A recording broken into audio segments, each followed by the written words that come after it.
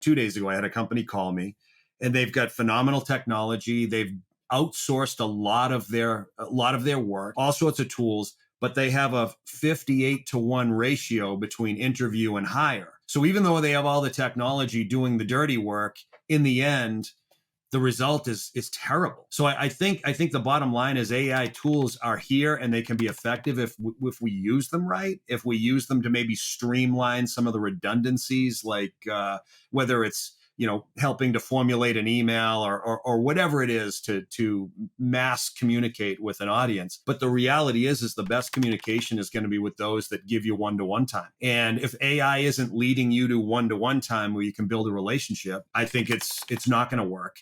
But the smart people are using it the right way, and they're using it to get into a conversation faster so that they can build their relationships and commitments faster. That's how I see it. Hi, I'm Kortney Harmon, Director of Industry Relations at Crelate. This is the Full Desk Experience's Industry Spotlight Series. Welcome to the Full Desk Experience podcast. I'm your host, Kortney Harmon, and today we have a very special guest joining us, Dave Turano. Dave is the founder of JCE Consulting, a coaching and training firm that really helps business professionals strengthen their leadership, communication, and sales skills. With decades of experience working with individuals and teams across various industries, Dave's really built a reputation for his no-nonsense approach to the ability to empower people to communicate with confidence. So in today's episode, we're going to be diving into the talent industry, the biggest challenges facing executives in our industry, and really how we can gain invaluable insights from Dave and what it takes to drive success. So without further ado, Dave, thank you so much for joining us today. I'm so excited to share your perspective on, just executives in our industry, because we obviously had a wonderful conversation last week. We'll just continue that today. Tell our listeners a little bit more about you and what I might not have covered. I think you covered it all, Kortney. I appreciate you having me on. I don't know how much detail you want on me. I don't want to put anybody to sleep here. As far as my experience goes, you covered it. I got into the staffing industry back in 97. And although I'm not in it now, I still actively coach and train leadership professionals, sales professionals, and recruiting professionals in the space. So we can fill in the blanks on anything else you want to know personally. I'm happy to cover anything. I love it. And you have the podcast, Cut Through the Noise. Cut Through the Noise, started it in 2019, June 1st. I think 2019 was my first episode. And I don't know, there's probably about 140 episodes. You can find it on Apple, Amazon, YouTube. And I had the chance to speak with you a couple of weeks ago, and I've had a lot of interesting guests over the years. So that's a fantastic hobby. I love the fact that that my wife made me do it for you. Coming up on 5 years now that I think about it. Look at that. We make these men in our lives do such amazing things. I love that she forced me to do that. Oh, I love it. So obviously, you've coached, you've trained, you've been there really, and talking to these business professionals in the talent industry. Talk to me about some of the biggest challenges you see facing executives in the staffing and recruiting industry today. The executives. I'd say the biggest problem with them as in the staffing industry and outside the staffing industry, and the reason I say that is a lot of my clients are outside the staffing industry. The biggest challenge they often face is just communication with their existing teams. It sounds pretty generic, but it's true. The one thing, though, that I would say that seems to impact all of their teams, and a lot of the work I've done is with the IT staffing companies.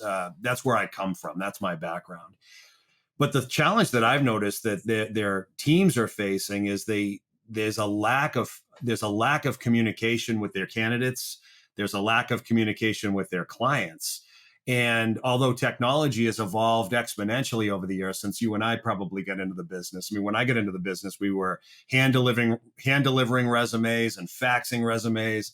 And today, with all of the tools available to us, we can just right through our systems and never meet anybody. But I would say there's a lack of relationship and a lack of control in the relationship that seems to be plaguing most of the companies. I don't know what you're seeing from your side, but I would say that's one thing that's been underestimated.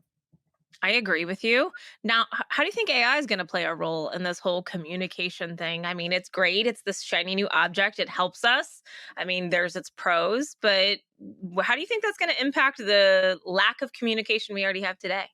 It'll either exacerbate it, with those that are, the thing about AI is it's here to stay, it's not going away. I'm not here to say it shouldn't be here, just like technology. I'm not here to say that shouldn't be here either. It is what it is. It's just that it's never going to replace the connection one human being has with another human being. And if you think it is, you're going to lose. I think I talked to a company 3 days ago, 2 days ago, I had a company call me and they've got phenomenal technology. They've outsourced a lot of their work, all sorts of tools, but they have a 58-to-1 ratio between interview and hire. So even though they have all the technology doing the dirty work, in the end, the result is terrible.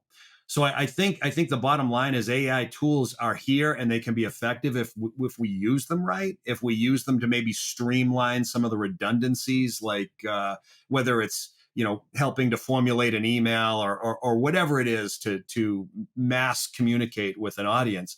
But the reality is the best communication is going to be with those that give you one-to-one time. And if AI isn't leading you to one-to-one time where you can build a relationship, I think it's not going to work. But the smart people are using it the right way, and they're using it to get into a conversation faster so that they can build their relationships and commitments faster. That's how I see it. What's your take on that? I'll give you my take in a minute. You said 58 to 1. I want to know what your response was to these people and how they should be adjusting to that. Well, this is the issue, is that the staffing industry, and my response is it's always been a people business. And that's what my response was to this individual. And you can use all the tools you want. You can have the CRM on steroids and AI until the cows come home. You can mass communicate with anybody you want. You can post whatever you want. You can chat with whoever you want. Sales Navigator on LinkedIn. I don't care what it is. The bottom line is that the industry, in my mind, has lost its way because it thinks, or it's being convinced by tech maybe, that technology is going to replace people. It's just not. It will assist people. It will make things easier, but it won't replace the relationship. And in this case, with the 58-to-1, they assume that the technology and all the speed and efficiency of technology is going to replace the human, or the human connection, or the understanding, or the nuance. It just won't. And that's why you have the 58-to-1 ratio. I'll go off on one more tangent. The best people, when I was in the business, I got out of the business in '09. So now I'm a dinosaur talking about what it was like when I was growing up, and it snowed every day, 3 feet, blah blah blah. Uphill Yeah, both yeah, ways. yeah, Yeah, I get yeah. it. Yeah, so that's the risk I run in comparing anything to the past. The reality is that I'm still very much engaged in the present with these companies. I have yet to run into a client or a prospect in the staffing space that produced what we produced when we were in the business. With all of the technology advancements, the average technology recruiter and salesperson does not have a lot of people billing. A good one might have 20 to 30 people billing, maybe. The great ones have 40 plus, but they're so few and far between. And we had, in the old world I was at, we had lots and lots of people with 30, 40, 50, 60 people billing. And I just don't see that anymore, even with all the advancements in technology. So I'll shut up for a second. No, I think it's great. I think the AI is there to help us get there faster. I think you're right. I think we're losing the human touch. I don't think we have this preconceived notion in our head that it's going to get us there faster. But I think what I've seen from people is, we want the easy button. It's the easy button, but we're not thinking about it in like a holistic view. We're not putting them a part of our process, or it's just a one-off situation. Or Susie saw this really cool Chat GPT thing that she's implemented. It's working great for her, but maybe it's not across the board. It's not something that we can use as a new process, as a new foundation. I'm gonna go on my tangent for a minute. So often we get to the point where I like to call them our organizations do shadow processes, right? And then in a shadow process, your top performers, you know what? They're excelling. We don't know why they're excelling, but they're doing things outside of the system. We're not measuring them. We don't have a good insight of how our business is running. But guess what? They're going on the back dirt road, figuring out how to get there, but we're not getting there quicker. We're not being able to replicate it, and it's really not helping our organization scale and grow. And our executives are sitting here thinking, well, how do I get everybody to be like Bobby? He's my top performer. How do I get that? Well, you need to replicate his process. And if that's AI, if that's implementing it into the day to day, great. It's these tools are going to help us get there faster, but we need to figure out how can AI help me in this process today, continually in this process every day. But I'm like you. I want to see the return. I did a recent podcast with Maurice Fuller, and he said the new standard of automations is 200 automations per recruiting firm. Okay. So talk to me about that. He didn't get into detail, but it could be like, think about like your business development, your referrals, your references. It's easy to scale to 200, but what Yeah. does that look like? Yeah. Um, I look at a lot of the firms that I've talked to, and they're like, they're dabbling. Yeah, they're like, okay, we have 5 automations that are happening, but is it getting you the return? You're seeing the ROI, or is it just for process sake? Is it just noise? Because I'm literally opening up my email every day and having 57 more junk emails in my email. That's noise. And the people that I'm getting the relationships with are the people that I'm taking the time. I'm having a conversation, and it's much deeper, like you're saying. 100%. I think the problem with it's not that the technology is a problem, and it's not that the data is the problem. The data has always been this taboo thing as well, because companies, I'll probably come up with answers to your first question more as we go along. But one of the other challenges that I see with executives in the staffing space, as well as other industries, by the way, is that they weaponize the data, or they weaponize the technology unintentionally, by the way, where we're going to start implementing this, using this tool, measuring that, tracking this. And then all of a sudden you give an entire organization the excuse to say, well, it's not about us anymore. It's all about the metrics. It's all about the numbers. They don't care about the people. We're nothing more than widgets. They're going to replace us. All this happy, you know what? And it's because the manner in which the message is delivered is weak. Instead of the bottom line is, we all look into a mirror every day. That's data. If you want to see what your hair looks like, mine's gray and receding, but I at least want to know what I look like before I leave the house. That shows me who I am and what I look like. That's what data is. You know what I mean? And so, like, there's another issue there, and I don't mean to stray and get off of AI, but the manner in which companies introduce tools to people, I think, is broken, in that they impose the tool. Hey, we just got this. We're going to use that. We're going to start measuring this, instead of helping people understand why they would do it. Like, for example, like the whole dial thing has been an issue for years. We want X amount of dials. We want 100 dials, 200, whatever the hell they want, right? The dials don't make a difference. Just like the email blast. We want you to send out 200 emails a week or 7,000 emails a week. Irrelevant. How much time did you spend on them? I want to see that you've averaged 20 minutes per phone call. Who cares?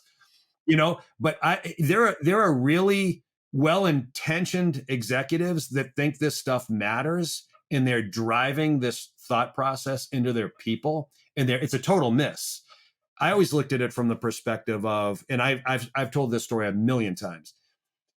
Years ago, when I was in the business, I used to track my own interactions, not because the company required it, because I just wanted to know how many people that I actually talked to today. We didn't have the same tools, so we had the phone and email. And I would just make check marks. Oh, I talked to Kortney today, and I'd make a check. She actually spoke to me, or she responded to my email and said this. And then what I found over time, and I did this for about 2 years before our database was really up. This was a long time ago. And I realized that as long as I interacted with 15 people every day, I made a fair amount of money. So as long as I did that, my money was good. And anything I did to exceed that The money I made was great. And so nobody told me to talk to 15 people a day. And I've had people over the years say, well, that's not enough people. I'm like, well, it was for me. I had a hell of a lot more people billing than you do. So it's interesting right now. Like you got these arbitrary, we need to see, 200 dials a week. We need to see X for what? What? So they could all get like deleted. So anyway, I get another example, by the way, and I'll shut up after this because I want to hear your take on this. I had when I was in sales, in staffing, one of my managers came down to visit me. I was living down south at the time, and we had just opened a small little remote satellite office, and she came down to visit me, and I had a whiteboard with my activity because that's what I did. She didn't make me do it. And it was May of 2003, and my stats for the year were up on the board, my interviews, my placements, etc. And she looks at me and she goes, hey, darling, what happened in May? And I said, what do you mean? She goes, well, you had 26 interviews and only 5 people went to work. That sucks. And I'm thinking to myself, but 5 people went to work. She goes, that your hit ratio is like 19%. That's terrible. And she goes, aren't you prepping these people before they interview with your clients? And I sat there like an idiot. And I said, no, that's what the recruiters are supposed to do. And that was like the biggest mistake I could have made, was blaming recruiting for not prepping my candidates. And she just said, listen to me. She said, that's an inexcusable ratio. And I expect that you prep every single candidate before an interview. And then literally from that point on, that's what I did.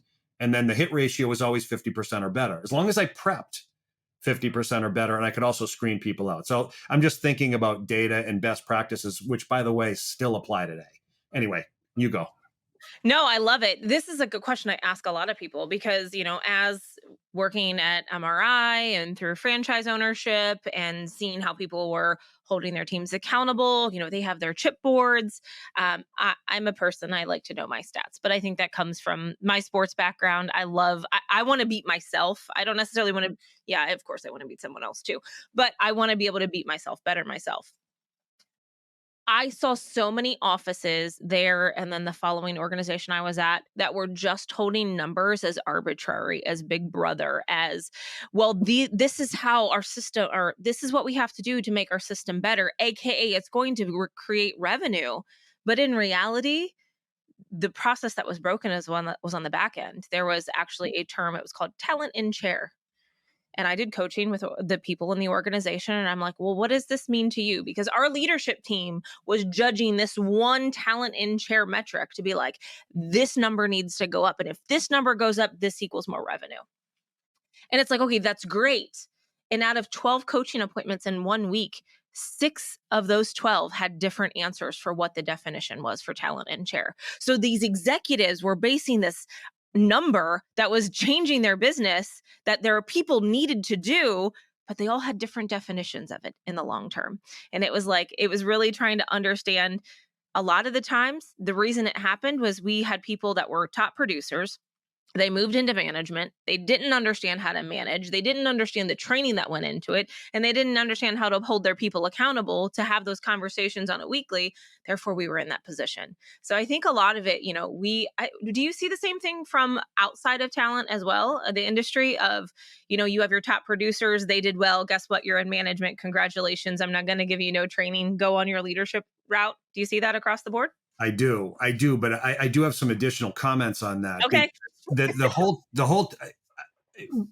I was considered a top producer and I got into management. So I take it all personally. I'm sorry. No. I'm good with it. And I had a great team. My team all produced.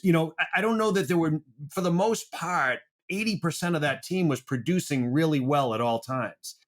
That said, the concept of being a top producer is so relative. I've had the chance to work with, I honestly don't know how many staffing companies that I've had the chance to support over the years, but it's a lot. And what it takes to be a top producer at one is totally different than what it takes in another. There are some companies, they're calling, somebody with one account and 12 people a rock star. There are other companies that have, somebody who inherited 6 accounts and they make this most placements as a rock star. So the issue I find is that oftentimes there's a lack of diversity. So if somebody goes from top to producer to management, a lot of those people really weren't a top producer. They might have just rode a wave that ended. Now they had to get the hell out, so they get into management. But what's even worse is when you have somebody that wasn't a producer at all that got into management because they just, they were good with numbers, or maybe they're great with process, but they totally underestimated what it takes to be effective with people. And so I think the top producer issue, and then if you have somebody that's a legit top producer that absolutely knows how to make it rain, the issue they typically have is a lack of patience with those that might take more time or that might need more help. But I don't necessarily believe that promoting the top producer is the issue. It's understanding what it takes to create another producer. So if you've never done it and you think it's just about a math problem, you're wrong. And if you think it's simple because it was simple for you, you're wrong. You got to meet everybody where they're at. So I think that's one of the main problems, is that the management typically, the other issue I'll say is this, and I will not name any names, but I've met a number of companies who have just moved people into management because they're friends, because they've been there a long time and they need to find a place to give them a pay bump, because they're afraid they'll leave, so they give them responsibility. And so that sends a mixed message to the entire organization, and that's where a lot of the problems come up, because the team is looking up at management saying, why is this person responsible for anybody? So I don't know if you see that on your side, but I've seen that a lot, more than I care to admit. I have to. I have to. And it's sad. I'm going to switch us gears for a second. We're in tough economic times right now. People always, in these situations, if they're well equipped, they're trying to look, what can I do today to excel myself forward for what's next, right? So, looking ahead in the upcoming year, what do you believe should be top priorities or areas of focus in the talent industry or with executives to help their business grow and succeed? You talked about communication. I think that's going to be a part of this no matter what. Talk to me. What do you think the focus should be on for executives going into the rest of this year, and what our economic landscape looks like?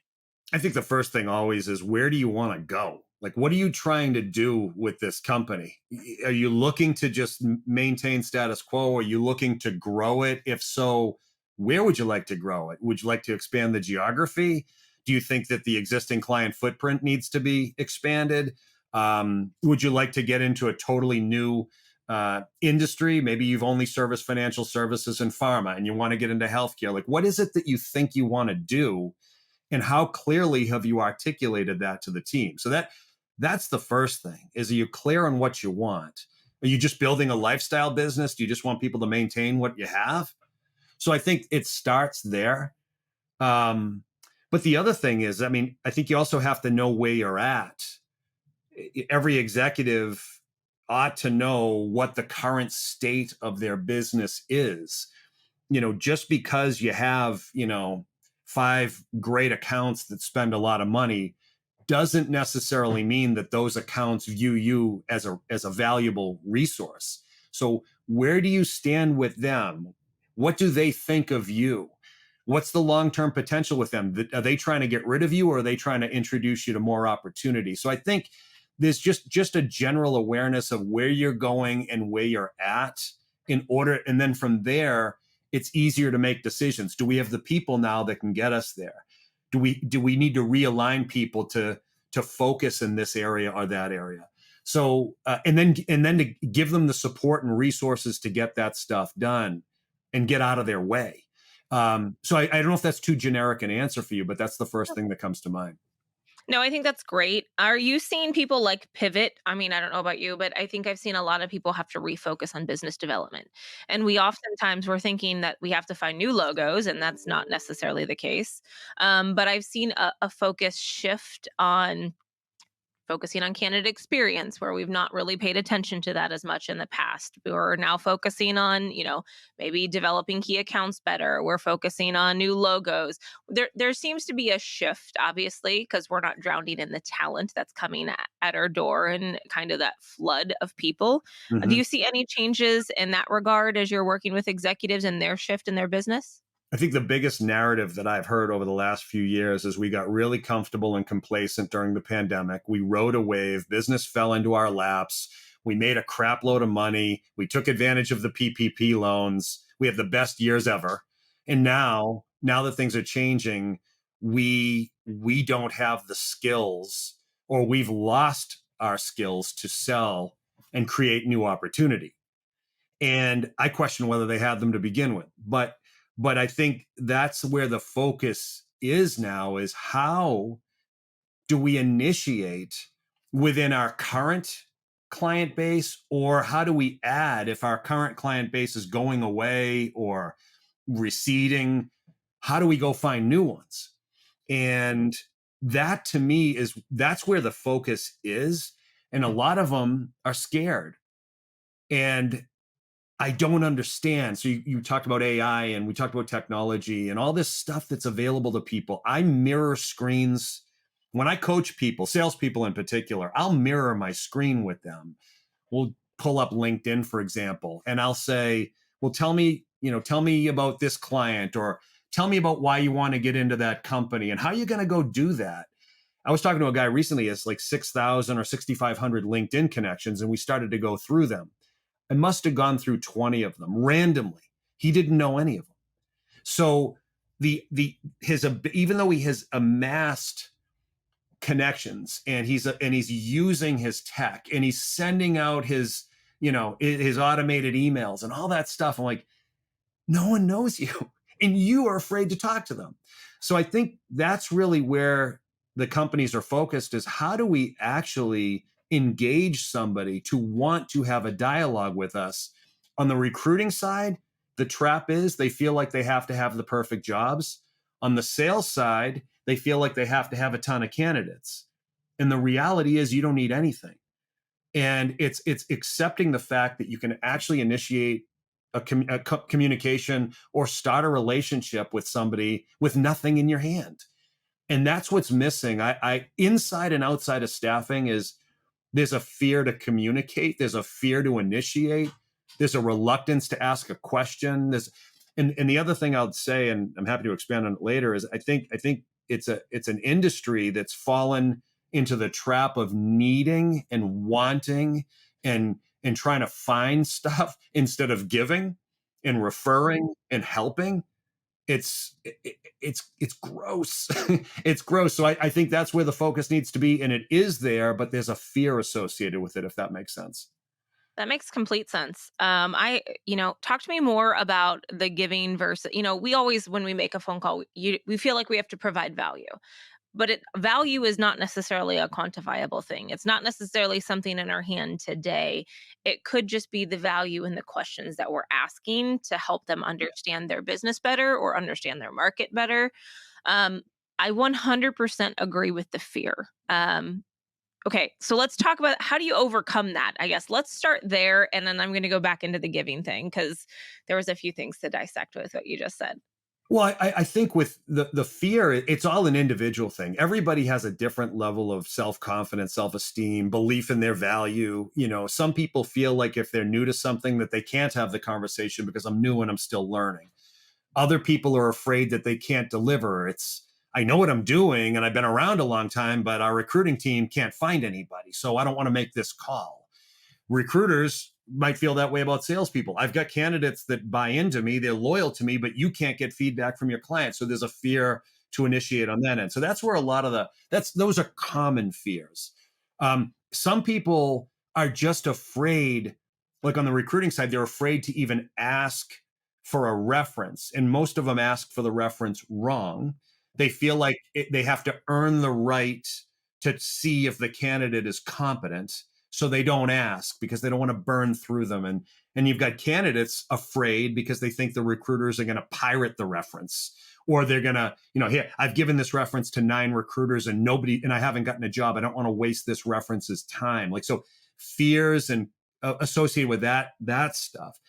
So that's where I see the fear, but a lot of it stems from the lack of giving. If you spend your time helping people, I just did a podcast with Sean McCourt. He's a friend, he's a former client. He started his business because he gave to people. I was at a funeral the other day, wake the night before. I met a woman from Los Angeles. She happened to be at the wake. I'd never seen her in my life. And my wife introduced me to her. She was talking to her, and I said, "Oh, nice to meet you, blah, blah, blah, blah." And my wife said, "Dave, so-and-so was just relocated here after 22 years. She comes from the healthcare space and she's trying to establish a network. Do you know anybody?" And I'm like, tell me specifically the types of people you want to know. What kind of companies are you interested in? And I'll see what I can do. And it's as simple as going into my network, making a few calls, sending a few texts, making 3 introductions in a matter of just a day to help somebody, and expecting nothing in return other than this person I'm calling might need help. This person I'm calling on behalf of is going to be thankful. And in the end, I did a good thing. But as a result of doing that every day, I never worry about what people think if I call them. So I never wonder, oh, am I going to be bothering this person? Oh, I shouldn't send this email now. Let me wait 2 months. No, I'm not going to do that. So I think there's a lot of waiting and wondering. And on the 7th call, can I ask for a reference? It's like, are you kidding me? You expect a fee for this candidate that you haven't referenced? You demand the reference. Look, at some point, if you go to work for me or with me or for my client, they're gonna do a backdoor reference on you, whether you like it or not. So who are the people that we should know now? So anyway, I'm being a little bit sharp with it, but I just think there's a lot of overthinking and fear that's manifested between everyone's ears. How does our leadership and executives in our industry help change that culture? Because it's a culture. It's driven from top down. How do we help change that narrative? Stop trying to act like the industry. I mean, the industry's incestuous, just like banking. If you go to a banking conference, it's filled with bankers that huddle with bankers and compare notes with bankers. Staffing industry is no different. You and I met at a staffing industry event. Who's there? A bunch of staffing industry people wondering, what are you seeing? Oh, what are you seeing? Oh, what changes have you made to your pay plan? I mean, it's like one giant company with like 6,000 different names. And it's incestuous. People go from one staffing company to the next staffing company. They just switch jobs, hoping to find something different. It's the same thing over and over again. So I would say stop trying to be like everybody else.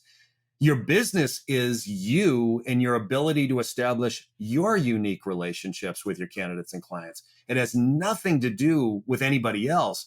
And that to me, I'd say is the number one mistake that any company that huddles with their own industry is making, is they're trying really, really hard to look like everybody else. It's a disaster, but it just keeps going. So those that don't do it are the ones that make the money. Those that do it wonder, why isn't all this working? That's my answer to that. I love it. I think that's great. I was reading your bio, and this kind of goes along with that same concept. You talked about the ability to challenge and questions people's thinking, right? Share an example of maybe a common misconception or outdated belief, maybe that you've encountered in our industry or any other, and maybe how you've helped them shift their perspective. Be more specific. There's so many. What you mean, on the leadership side or On the? the leadership side, on the executive side, yeah. I mean, we have a lot of, you talked about you feel like you have to be like everybody else, or what other things, like we've talked about metrics, the big brother concept. There's so many whenever we talk about our industry. What are some other things, or where you've challenged leadership's mindset and got them to think differently? Yeah, I think part of it is, if we went back to metrics, it's using metrics as a tool and a resource to help people see who they are and the progress they're making, as like just like the scale. If you're trying to lose weight, the scale is a resource to see, is my weight moving in the right direction? Just like a batting average is a resource for a hitter that wants to see, am I making progress with my contact? So de-weaponizing data is something, and getting them to think through, how do we introduce this as something that's actually good and helpful? And the other thing I would say on the data piece, and I can expand beyond data, by the way, is don't leave it up to the team to go find the data. Share it in a recurring way so that everyone sees it at all times and talks about it, so that they, week to every single week, it's, here it is. And then the managers of those teams should sit down with the people and say, hey, look at the progress we've made, or, oh, here's where we ran into an obstacle. Let's talk about that. There's that. I think the other things that, things to rethink is, don't believe for a second that people don't answer their phones anymore. There's a fundamental belief from leadership down that no one answers their phones. It's just, it's garbage. It's garbage. But if you believe that, it's true. If you believe no one answers their phones, you don't dial your phone. If you believe nobody answers their phones, then you're going to email, or you'll in-mail, and you'll think that, hey, that counts, and therefore they didn't respond to that, so they wouldn't have replied to my phone call. So I would say it's those things that, showing people, like if I'm coaching somebody, I'll say, let's get so and so on the phone now. Let me try it. Let me call so and so and prove that you can actually get somebody on the phone. The other thing I would say is helping them recognize that the person you want to talk to is often not the first person you call. If I wanted to talk to Bill Gates, I don't know that I'd call Bill right away, or I might not get through to him. I could try the number if he has one. But most likely, I know somebody who knows somebody who knows somebody that would eventually get me in front of Bill. Like, sometimes the indirect path is more effective than the direct path, especially if your message is weak, or especially if there's uncertainty in your ability to deliver. Sometimes it's those secondary connections that can help prepare you. I think it's helping them recognize that. I do a lot of that. So I don't know if this is answering your question, but No, I think that's great. I think a lot of time you're talking about all of these things that almost need done on the forefront of ever picking up the phone, doing your research. The running joke of recruiters is they're private investigators, but we're almost getting away from that, and we're not taking the time because we're like, just do things faster, just pick up the phone. But in reality, you don't. Whenever you're like, oh, I had so many people working, or I did this so many times. Well, I didn't have to make 22 phone calls in a day because I could get what I needed done in 5 or 7 or 12 because the front end work was there. We have this immediate gratification concept in our society today. well, the other thing about that, Kortney, is, people will say, well, we got to get it done faster. We have to do more. We have to talk to more. It's not true. But the reality is, and we can't slow down. We don't have time to get to know Kortney Harmon. Like, we don't have time for that. It's not true, because you could be the person that refers me 20 people. You could be the person that opens 6 doors for me. I remember placing a guy who lacked, I forget the skill he didn't have on his resume. And he was I don't know if I can swear, he was a pain in the ass. He used to call me all the time. He didn't have this specific skill, but I submitted his resume anyway. I was in sales. I called the client and I said, this guy doesn't have XYZ, but I'm submitting him for the following reasons. He's persistent as hell. He annoys me, but this is what I like about him. And if you want him to have this skill, we can get him an online course. So the manager ends up saying, no problem. That's perfect. Do that. Hired him. This guy referred 26 people to me over the next year without me asking for it. I had another woman. I called her for 3 years. This is when I was a recruiter. I called her for 3 years. She was always happy, always not looking. She ended up opening 2 doors for totally different clients for me while she was not working for me, while she was saying, no, thank you, Dave. She was still sending me referrals. And I don't see that as the norm in the industry. I think the better people see that, and they leverage and they spend time with key people because they know by doing that it's going to open up more opportunity. It's just, that's the biggest miss right now, is a lack of depth in connection. And it kills me inside, but it also keeps me busy. It's the reason I keep getting clients is because this isn't happening. I love it. You just mentioned a comment and it tweaked my brain. You talked about getting the person a course, right? As a coach and advisor, what role do you really believe like that personal development or continuous learning play on success of staffing and recruiting organizations? On every person on the planet, it plays a role. And if I didn't read and I didn't listen to podcasts and I didn't watch TED Talks and I didn't watch specialists on YouTube or whatever, I wouldn't even have a business. I would not even have a business. I only have a business because of the books I read and the people I've learned from. I try to read every single day.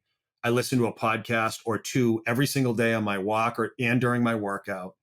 Um, and I wouldn't even have a company. The only reason I have a company, I remember I was working for another organization back in '09. That's when I first got into training, and they had their material for sales. We had to teach this material. It was extremely limiting. I can't stand even talking about it because the jargon and the buzzwords just I can't stand hearing it anymore. But I rarely stuck to the material, and the guy that ran the company he would bitch at me and say, you got to stick to the book. You got to stick to the book. Like they don't want to know the book. They want to know how to get it done. And so I also ran a leadership program over there with no material and no book and no course or methodology or anything. And it was in that moment, I'm like, I don't need to work for anybody else ever again. I read enough to run courses for 3 hours or 10 hours or 1 week. And I got to tell you, it's important for me. It's as important for me as it is the staffing industry is to constantly educate yourself. Do you have an interest in what it is that you do? Like a lot of people go to work all day long and they don't learn anything other than what happens between 9 and 5. Do you feel that's a miss from our executive leadership level in in any industry right now that there's maybe not that focus in that area? I mean, I know it's important to you. I know it's important to me. Sometimes I get tired of consuming content. Just ordered another book, listen to another, constant. Do you think that's a miss in just with people in general today? And well, I think there's two. I think there's a lot of misses with people in general. There's always the exception. The people that are thriving in life are doing these things. The people that aren't thriving in life are limited by what they know because they don't have time, in quotes, to read more, or they don't have time to walk, or they don't have time to listen. So it's just people in general. It's the same thing with health. If you don't have time to get sleep at night, well, you know what? The rest of your life is going to be a mess. If you don't have time to take care of yourself, you're not going to have the energy to learn or read. You're not going to have the patience with other people. So it's like I think the swing and the miss. If life is an issue, it's where's the focus on health and wellness? Where's the focus on learning and personal development? And if there is no focus there, then work is a grind. Burnout sets in, depression sets in, all these other things. So I think just in general, I would just say to anybody that if you're struggling, take a look at what kind of time have you dedicated to yourself. And if you haven't, and you still choose to spend time here not developing yourself, well, you're hurting yourself. Yeah, and it starts with them because literally your teams are watching you. Your teams are seeing how you react. Your teams are seeing how you prioritize your time, and working in the system or making calls or whatever that looks like. They're watching. Just, I mean, I have people watching, but from a podcast perspective, and little ears that are at my house. Those are the people that are watching. So Well, so what I mean, I can tell you just based on what I just was commenting on is during the pandemic that became so evident during coaching. Is the coaching calls or Zoom calls, they became were about business, but there was also so much on the personal side that was coming up. And it was then I had a much clearer view of what wasn't going on outside of work.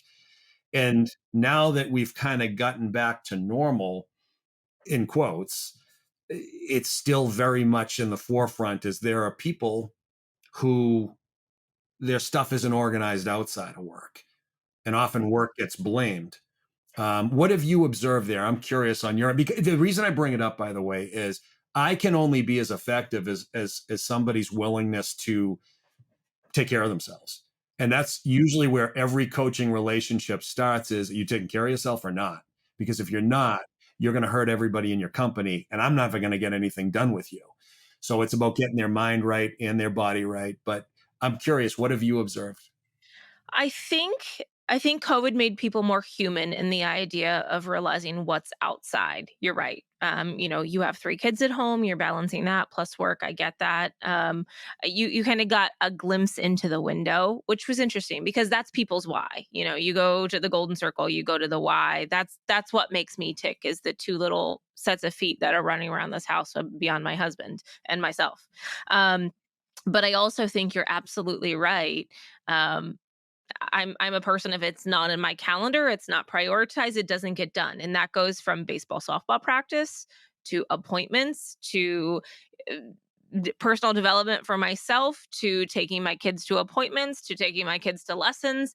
But I will admit it, Dave, it's hard, but I am extreme type A. Um but I know not everybody's like that, but I know that was where I fall to my vices. If I'm not planned, I'm not prepped, my kids aren't prepped, my husband's not prepped, my job's not prepped.